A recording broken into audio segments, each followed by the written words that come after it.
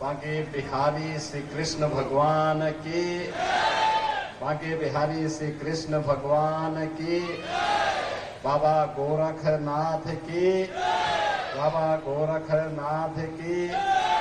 नमः पार्वती पति हर हर।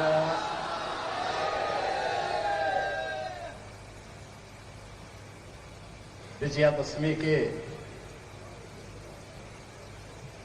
पावन अवसर पर गोरखपुर के इस ऐतिहासिक रामलीला मैदान में मर्यादा पुरुषोत्तम भगवान श्री राम के राज्याभिषेक के लिए आयोजित आज के इस समारोह में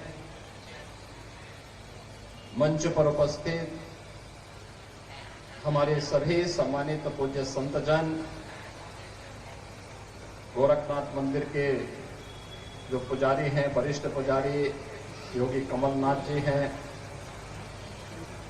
अयोध्या धाम से पधारे हैं से महंत धर्मदास जी महाराज, काशी से पधारे हैं से सतवा बाबा महामंडेश्वर महंत जगत गुरु श्री संतोष दास जी महाराज, आज के इस कार्यक्रम में पधारे हैं कालीपाड़ी के पूर्व महंत श्री रविंद्र दास जी महाराज और हमारे विभिन्न स्थलों से पधारे हुए अन्य सभी संतगण यहाँ पर बड़ी मात्रा में उपस्थित हुए हैं। गोरखपुर के इस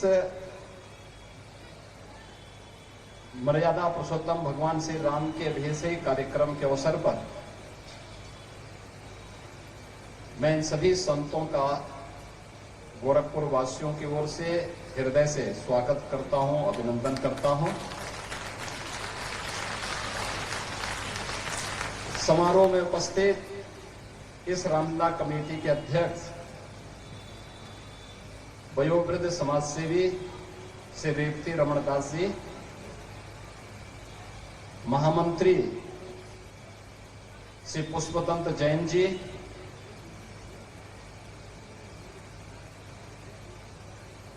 कमेटी के उप मंत्री श्री राजीव रंजन अग्रवाल जी, श्री दीप अग्रवाल जी,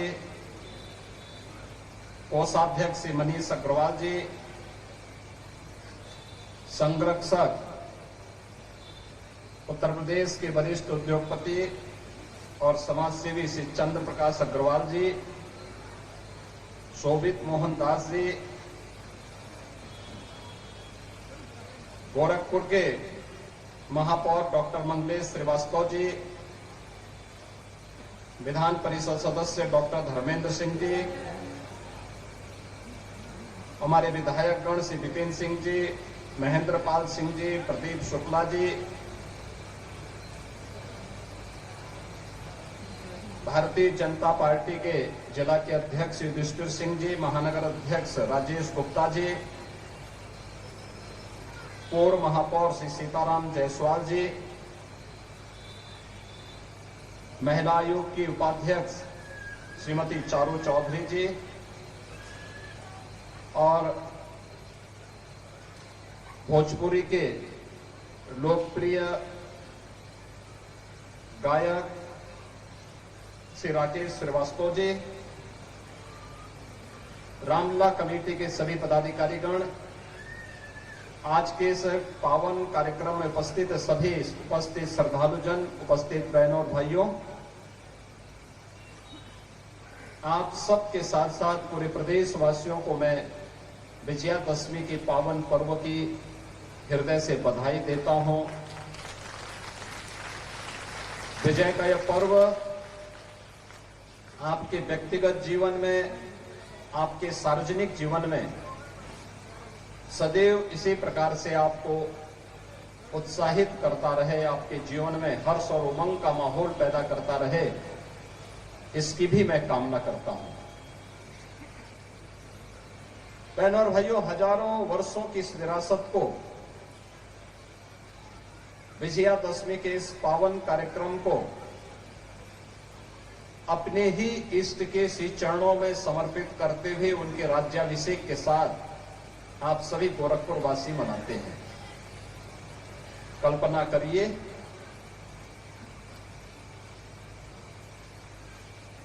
कि आज से हजारों वर्ष पहले जब त्रेता युग में अन्याय, अधर्म और असत्य के प्रतीक रावण का वध मर्यादा पुरुषोत्तम भगवान श्री राम ने किया होगा, यही समय रहा होगा।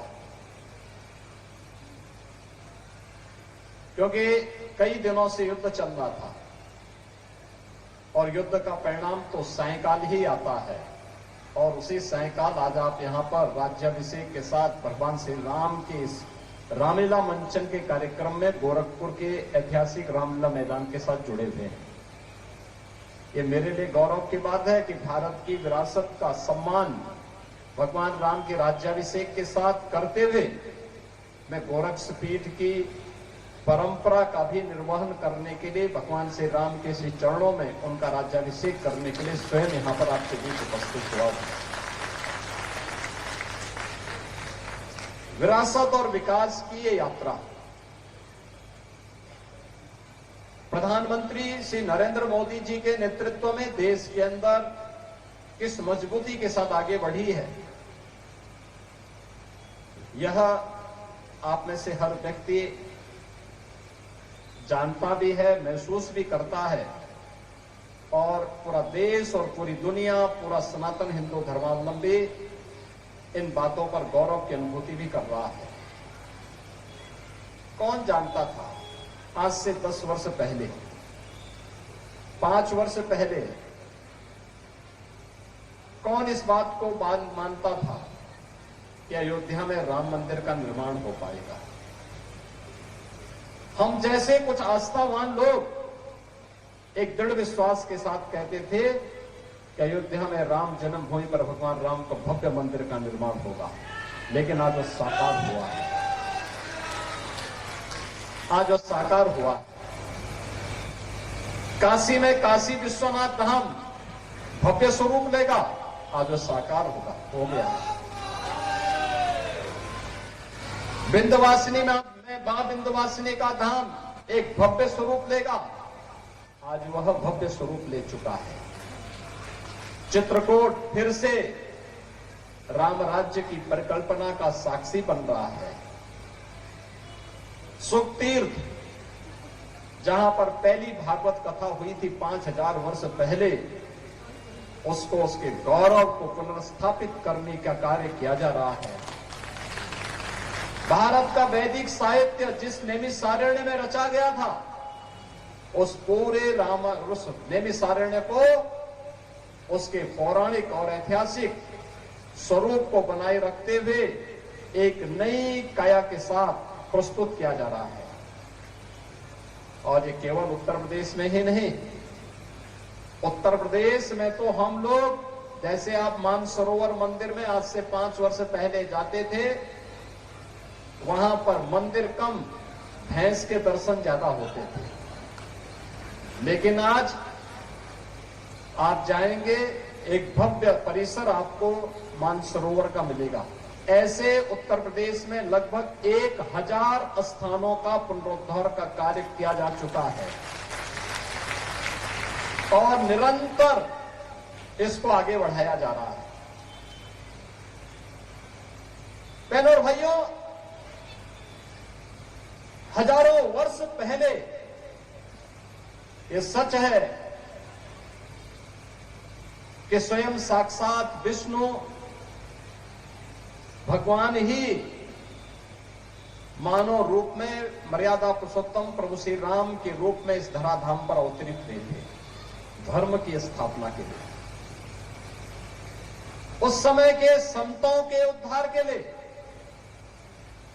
उस समय की मानवता के कल्याण के लिए। लेकिन मानव के रूप में ही भगवान राम ने अपने सारे कार्य संपन्न किए थे। जो दुख, जो कष्ट, जो पीड़ा, जो षड्यंत्र, जो साजिशें आपके व्यक्तिगत जीवन में होते होंगे, वही भगवान राम के साथ भी होती है। जीवन पर्यंत होती रही, जीवन पर्यंत उन पे आरोप लगते रहे, बिना किसी आरोप का जवाब दे वे अपने कार्य के साथ जुटे रहे। धर्म के पथ से विचलित नहीं होना, सत्य के मार्ग से विचलित नहीं होना, न्याय के मार्ग से विचलित नहीं होना।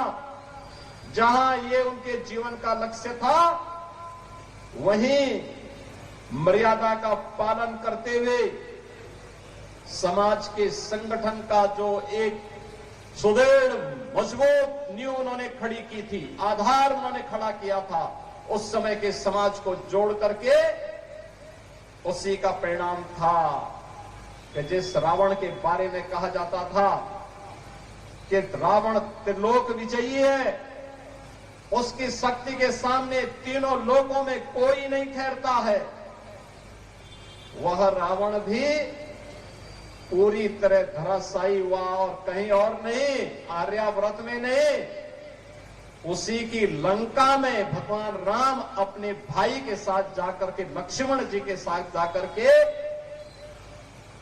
उसी लंका में रावण को नष्ट करके पूरी तरह समाप्त कर दिया गया। राक्षस राज समाप्त हो गया। अन्याय, अत्याचार, अधर्म का प्रतीक रावण हमेशा के लिए समाप्त हो गया। अब ये संदेश आपको बहुत अच्छी तरह जाता होगा।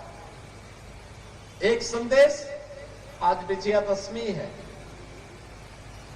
दो कार्य हो रहे होंगे। एक तरफ भगवान राम का अभिषेक करके उनकी आरती उतारी जा रही होगी और दूसरी तरफ रावण के पुतले भी जलाए जा रहे होंगे। अगर मानवता के खिलाफ कार्य करेगा कोई, मानवता के खिलाफ कोई कार्य करेगा, गरीबों को, निरीह लोगों को, महिलाओं पर अत्याचार करेगा, अधर्म के मार्ग पर चलेगा, असत्य के मार्ग पर चलेगा, तो उसका भी पुतला ऐसे ही जलाया जाएगा जैसे रावण के पुतले जलाए जाते हैं। वह कोई भी हो, वो व्यक्ति, जाति, मत, मजहब, क्षेत्र, भाषा, किस कोई भी हो, उस सब के साथ यही व्यवहार होगा। ये समाज उसके साथ यही व्यवहार करेगा और जो भी धर्म, सत्य और न्याय के मार्ग पर चलेगा, मानवता के कल्याण का मार्ग प्रशस्त करेगा, विरासत और विकास की यात्रा में सहभागी बनेगा, वह राम के रूप में, माता जानकी के रूप में, वीरवर लक्ष्मण के रूप में, भक्तवत्सल हनुमान जी के रूप में उसकी पूजा ऐसे ही होती रहेगी जैसे आज हम मर्यादा पुरुषोत्तम भगवान श्री राम का, माता जानकी का, लक्ष्मण जी का, हनुमान जी की आरती उतार करके उनका स्वागत कर रहे हैं, उनका अभिनंदन कर रहे हैं, उनका अभिषेक कर रहे हैं और उनकी आरती उतार रहे हैं। जो भी मानवता के कल्याण का मार्ग प्रशस्त करेगा, उनकी रक्षा का मार्ग प्रशस्त करेगा, अपनी विरासत के संरक्षण का कार्य करेगा, उसका इसी प्रकार से अभिनंदन होगा। अब यहां हम मानव जाति का यह दायित्व बनता है, हम मानव बनना चाहते हैं या दानव बनना चाहते हैं। मानव बनना चाहते हैं तो भगवान राम के पथ का अनुसरण करिए, छुआछूत और स्पृश्यता से दूरी बनाइए, समाज को एकजुट करिए, संगठित रहेंगे तो सुरक्षित भी रहेंगे, देश को भी सुरक्षा प्रदान कर पाएंगे, स्वयं को भी सुरक्षा प्रदान कर पाएंगे। लेकिन इसके लिए हमें उन कुरीतियों को दूर करना पड़ेगा, उन पाखंडों से मुक्ति पानी पड़ेगी जिन कारणों से देश गुलाम हुआ था, जिन कारणों से देश और हमारे पवित्र धर्मस्थल खंडित हुए थे, अपमानित हुए थे, जिन कारणों से बहन और बेटियों की इज्जत के साथ खिलवाड़ हुआ था, जिन कारणों से विधर्मियों को, विदेशी आक्रांताओं को भारत के अंदर घुस करके भारत के सामाजिक ताने बाने को छिन्न भिन्न करने, भारत की एकता और अखंडता को चुनौती देने जैसी स्थिति जब पैदा हुई थी, वह तब हुआ था जब बिखरा हुआ समाज था, स्वार्थी समाज था, अपने लिए सोचता था, अपने समाज के लिए नहीं सोचता था, अपने राष्ट्र के लिए नहीं सोचता था। और इसीलिए हम सबके सामने प्रधानमंत्री मोदी जी ने एक विजन रखा। जब ये देश अपनी आजादी के 75 वर्ष पूरा किया था, आजादी अचानक नहीं मिल गई थी। आप याद करिए, काशी में काशी विश्वनाथ का मंदिर क्यों अपवित्र हुआ? क्योंकि देश गुलाम था। अयोध्या में श्री राम जन्मभूमि पर भगवान राम का मंदिर क्यों अपवित्र हुआ? क्योंकि यह देश गुलाम था। मथुरा में श्री कृष्ण जन्मभूमि पर भगवान श्री कृष्ण के मंदिर को अपवित्र करने का दुस्साहस स्वतंत्र भारत में नहीं, प्रतंत्र भारत में करने का दुस्साहस विदेशी आक्रांताओं ने किया था। जब भी हम प्रतंत्र होंगे, ये प्रतंत्रता केवल राजनीतिक नहीं होती है, याद रखना, राजनीतिक स्वतंत्रता सांस्कृतिक और आध्यात्मिक स्वतंत्रता का भी वाहक होती है। और यह गुलामी के उन कालखंडों में, मध्यकाल के उन काले दिनों में हम लोगों ने महसूस किया है, हमारी धर्म और संस्कृति ने महसूस किया है। ये फिर से न होने पाए, इसके लिए देश की आजादी के लिए, आजादी के जिन बलिदानियों ने, जिन नायकों ने, महानायकों ने अपना बलिदान किया था, उसकी कीमत हमें व्यर्थ में नहीं जाने देनी चाहिए। संगठित होकर के देश की आजादी की लड़ाई लड़ी गई थी। इस संगठन की ताकत को जहां पे जाति के नाम पर, भाषा के आधार पर, मत और संप्रदाय के आधार पर, छुआछूत और अस्पृश्यता के आधार पर कोई भेदभाव नहीं था। और उसी संगठन को एक करने के लिए अयोध्या में एक और मर्यादा पुरुषोत्तम भगवान श्री राम की 500 वर्षों के बाद रामलला विराजमान हुए हैं अपनी जन्मभूमि पर। और दूसरी तरफ हम सब के लिए मर्यादा पुरुषोत्तम भगवान श्री राम की पावन कथा को रामायण के माध्यम से देने वाले त्रिकालदर्शी ऋषि महर्षि वाल्मीकि के नाम पर अयोध्या के अंतर्राष्ट्रीय एयरपोर्ट का नामकरण भी होता है। वहां की रसोई जिसमें प्रसाद बनता है भक्तों के लिए, वह माता सबरी के लिए, क्योंकि वनों के दिनों में भगवान श्री राम को जंगल में माता सबरी ने जूठे बेर खिलाए थे। ये जूठे बेर इसलिए जिससे वह स्वाद चख सके। उस भक्ति के पास दूसरा माध्यम नहीं था, सच्ची भक्ति थी, और इसलिए वहां की रसोई का नाम भी माता सबरी के नाम पर। भगवान राम जब वन में जा रहे थे, पहली मित्रता का हाथ बढ़ाया था निषाद राज ने, और भगवान राम के जन्मभूमि अयोध्या में श्रद्धालुओं के लिए जो वहां पर यात्री विश्रामालय बनाए गए हैं, उनका नाम भी निषाद राज के नाम पर ही रखा गया। निषाद राज यात्री विश्रामालय, यार निषाद राज रेंज बसेरा। बहनों और भाइयों, यह है भारत की विरासत। कहां छुआछूत है? यहां माता सबरी का भी सम्मान है, त्रिकालदर्शी ऋषि महर्षि वाल्मीकि का भी सम्मान है, निषाद राज का भी सम्मान है, श्रृंगवेरपुर में भगवान राम और निषाद राज का गले मिलते हुए एक भव्य प्रतिमा का निर्माण का कार्य आज उत्तर प्रदेश सरकार वहां पर करवा चुकी है। और 2025 में प्रयागराज का भव्य और दिव्य कुंभ का आयोजन भी होने जा रहा है। यह विरासत के प्रति हम सबकी निष्ठा का प्रदर्शन है। ये पर्व और त्योहार हमें केवल आयोजन के साथ नहीं जोड़ते हैं, उससे प्रेरणा प्राप्त करने के लिए भी प्रेरित करते हैं। एक नए आदर्श के रूप में उन मर्यादाओं को अपने जीवन का हिस्सा बनाएं, उन मर्यादाओं को अपने जीवन का हिस्सा बना करके उसको अक्षरशः पालन करें। यह प्रेरणा हमें प्राप्त हो रही है। और जहां कहीं भी ये समाज कभी भी विपन्न नहीं रहा, हिंदू समाज, भारत का सनातन समाज कभी भी विपन्न नहीं रहा। यह बल, बुद्धि और वैभव में सदैव दुनिया के अंदर अग्रणी रहा। लेकिन साजिश के तहत विभाजनकारी ताकतें इसी समाज के अंदर रह करके जो इसे समाज को जाति के नाम पर, क्षेत्र और भाषा के नाम पर, मत और संप्रदाय के आधार पर बांटने का जो पाप उन लोगों ने मध्यकाल में किया था, उसी के विषाणु आज भी यत्र तत्र हम सब के सामने बिखरे पड़े हैं।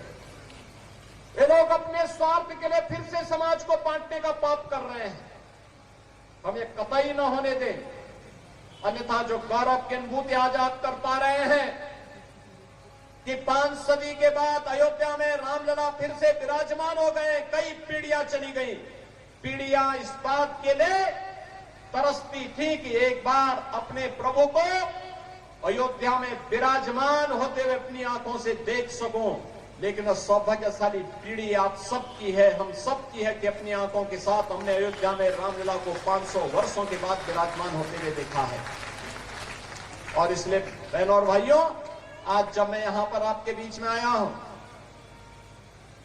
आज जब हम लोग आपके बीच में आए हैं, मुझे अपने पूज्य गुरुदेव ब्रह्मलीन महंत अवेद्यनाथ जी महाराज, वे अक्सर जब राम जन्मभूमि मुक्ति आंदोलन के अध्यक्ष के रूप में इस आंदोलन के साथ जुड़े थे, मैं अक्सर देखता था इन सभी पूज्य संतों के मन में अंतिम क्षण जब उन्हें हम लोगों ने हॉस्पिटल में भर्ती किया और उनको देखने के लिए विश्व हिंदू परिषद के अंतर्राष्ट्रीय अध्यक्ष सर्वे अशोक सिंघल जी जब देखने के लिए आए थे, तो अंतिम बात उनकी यही थी। अशोक सिंघल जी से एक ही बात उन्होंने कही थी कि अशोक जी, अयोध्या में राम मंदिर का निर्माण कब हो पाएगा? एक बार हम अपनी आंखों से देख पाते भगवान राम के मंदिर को तो हमारा जन्म धन्य हो गया होता, धन्य हो जाता। बहनों और भाइयों, आज सचमुच जब अयोध्या में रामलला को विराजमान होते हुए देख रहे होंगे, पूज्य महंत अवेद्यनाथ जी महाराज, पूज्य महंत परमहंस रामचंद्र दास जी महाराज, वेतराग स्वामी वामदेव जी महाराज, ऐसे अनगिनत संतों की परंपरा और सर्वे अशोक सिंघल जी जैसे महापुरुष जब देख रहे होंगे अयोध्या में रामलला के भव्य मंदिर के निर्माण और रामलला को अपनी ही जन्मभूमि पर 5 सदी के बाद विराजमान होते हुए उन्होंने देखा होगा, आज उनको भी तसल्ली हो रही होगी कि जो आंदोलन उन्होंने किया था वो सार्थक दिशा में आगे बढ़ा है। इसकी सार्थकता हम में है, वर्तमान पीढ़ी में है। हमारी दिशा क्या है? हम विभाजित तो नहीं है, अपने व्यक्तिगत स्वार्थों के लिए लड़ तो नहीं रहे हैं। हमारी दिशा सकारात्मक होनी चाहिए और ये सकारात्मक दिशा राष्ट्र को समर्पण की होनी चाहिए। हमारा व्यक्तिगत स्वार्थ राष्ट्र के आगे आड़े नहीं आना चाहिए। हमारा व्यक्तिगत स्वार्थ कभी भी, चाहे वह व्यक्ति हो, जाति हो, मत हो, संप्रदाय हो, मजहब हो, कोई क्षेत्र हो या कोई भाषा, वह राष्ट्र से बढ़ करके नहीं हो सकता है।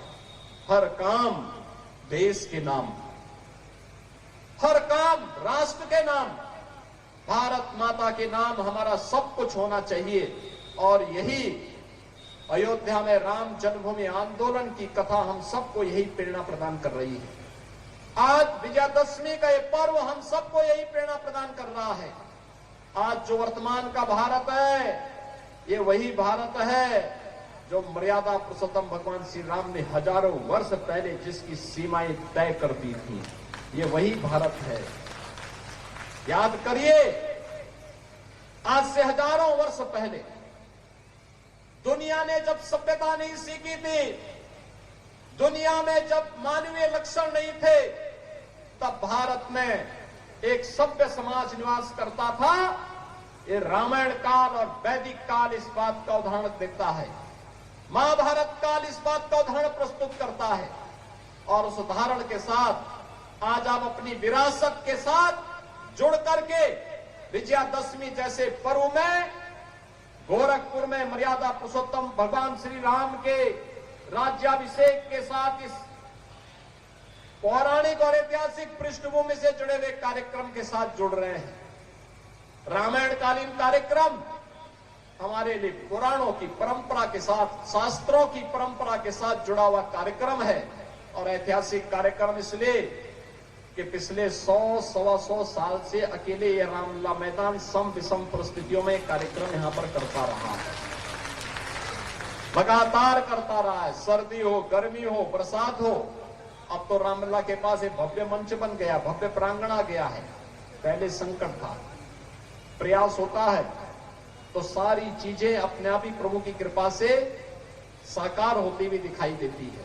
आज के इस अवसर पर विजयादशमी की आप सबको, पूरे प्रदेश वासियों को मैं बधाई देता हूं, अपनी शुभकामनाएं देता हूं और विश्वास व्यक्त करता हूं, संगठित होकर के सुरक्षित होने के मंत्र को हम अपने जीवन का हिस्सा बनाएंगे। प्रभु राम की कृपा सदैव आप पर बनी रहेगी। इसी विश्वास के साथ मैं एक बार फिर से मर्यादा पुरुषोत्तम प्रभु श्री राम के श्री चरणों में नमन करता हूं। रामलीला कमेटी को हृदय से धन्यवाद देता हूं कि वे लगातार इस परंपरा को आगे बनाए रखने का काम कर रहे हैं और ये विरासत हम सब के लिए गौरव की अनुभूति करने वाला